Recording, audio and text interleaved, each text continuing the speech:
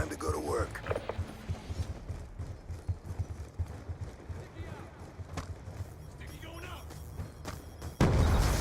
What's up, YouTube? This is Benny Church bringing you another episode of Team Deathmatch, played on the map Hijacked. Today's topic is part 2 of the much heated battle between Sony's PlayStation 4 and Microsoft's Xbox 720. Sony's biggest cannons in its arsenal, at least where its announcement event was concerned, is shared gaming. The connected aspect of the PS4 is of great import to the company, and it is to be used to aid just about every one of its numerous features. However, shared gaming is something that makes us smile whenever we think about the potential. Basically, there is a share button on the DualShock 4 controller which will allow you to scroll back a few minutes of gameplay as it is constantly being recorded into a finite buffer and opt to share some of that content onto social and video sites. In addition, you can allow access to your feed to a friend who can spectate in real time, like on the online cloud gaming platform. The best bit is that, if you get stuck on a section you know your friend has completed, you can give them control remotely, a bit like the gaming equivalent of an IT help desk. We would fully expect Microsoft to have something up its sleeve in this area too. Xbox Live has been a staple and social hub for Xbox gamers for many years now, and we wouldn't be surprised to see some innovative enhancements to the service. One thing that the company should adopt to combat the PS4's obvious talents in this area is the use of live video in games, not just on the user interface. For example, we would love to see a multiplayer karting game where instead of player names or pictures appearing above each vehicle, live video captured by Connect2 hovers. Of course, this could be open to abuse, think chat roulette, but if there was a safe way to implement it, think of the possibility. You will genuinely see the anguished face of the player in front as you hit them with a homing missile. To be honest, we're a little fed up with people posting their game scores and achievements on their Twitter and Facebook feeds, thereby clogging up our own, let alone 3-minute long videos of them bragging a space monkey, so we'd be more interested in seeing how social gaming can benefit the gaming society as a whole. Bar the PS4's social gaming aspects, another of Sony's announcements was about how its digital gaming delivery service will work. The most impressive part was that it downloads in segments, allowing you to play your freshly acquired game while the rest downloads in the background. Smart Money is on Microsoft offering the exact same feature. The PS4 will also learn what kind of games you prefer and, once it has built up a clear enough picture of your habits, will download games automatically, even in standby mode. Then, if you want to buy a game on the store, chances are you won't have to download it again. The automatically downloaded version will unlock, allowing you to play it immediately. Naturally, this kind of feature requires plenty of storage space, and we can see this becoming a vibrant battleground between the machines. On launch, Sony merely quoted the PS4's HDD as being built-in. There was no mention of capacity. So, if Microsoft wants to go one better, it has to present a massive hard drive. 2 TB will certainly prick up ears. To be honest, if we're all expected to switch to digital downloads as the gaming companies would favor, we'll need that kind of space just to have similar libraries to the ones we have now. And that's not including movies, music and the rest of the media they would rather we consume.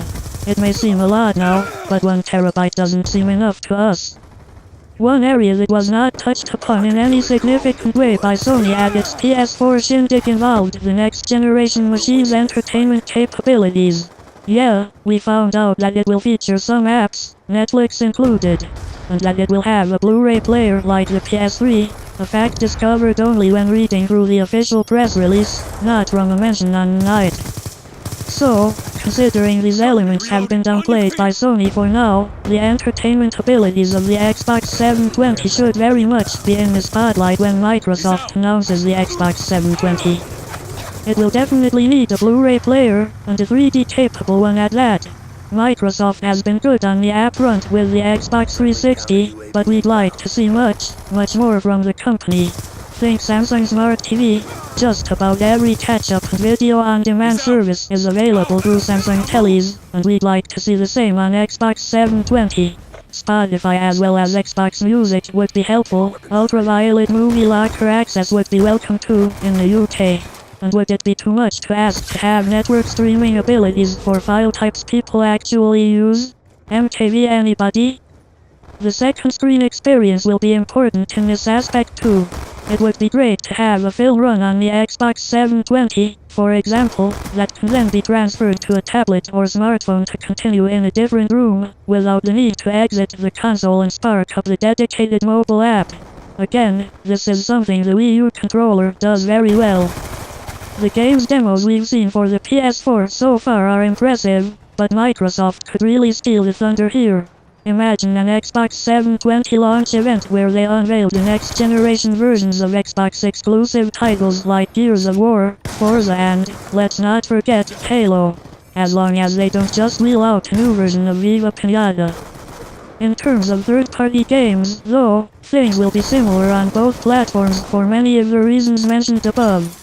Time could be on Microsoft's side, however, as a later unveiling could allow developers to have more to show on AAA titles, such as Assassin's Creed 4, Blackgate, a new Call of Duty, and, even, a next-gen version of GTA V. Why so heavily delayed, you have to ask yourself?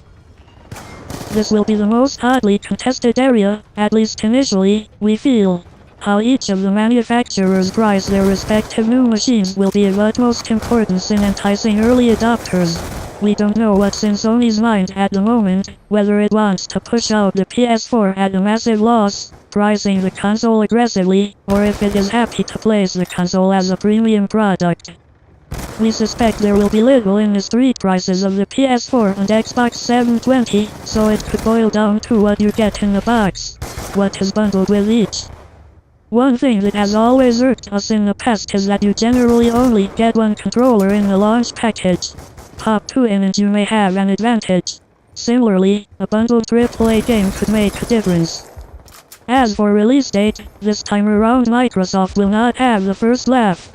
The Sony PS4 is coming, holidays 2013, so in time for Christmas. When the Xbox 360 was launched, it came out in the UK almost a whole year before the PS3, therefore gaining considerable market share over its nearest rival. We suspect both machines will be coming out at similar times, so they'll cancel each other out in that respect. If it was up to us, and we didn't have to worry about such things as manufacturing times in the distribution chain, we'd launch the Xbox 720 in the same way a phone manufacturer announces and releases a new device. We'd announce in the summer, say, and release it to market 2 to 3 weeks later. That'd throw the cat among the pigeons. Sony has definitely gained the upper ground by giving us all a tantalizing glimpse of what the future of gaming is in its opinion, but the PS4 launch event was just that, a glimpse. Microsoft is clearly bidding it's time to come up with more than that, we would like to think, and you can bet that a lot of what it focuses on when we first see its new Xbox console will be in direct response to what we've already seen of the rival machine. One thing the Xbox team could definitely do that would be a step up from Sony's revelations so far is actually reveal the console itself.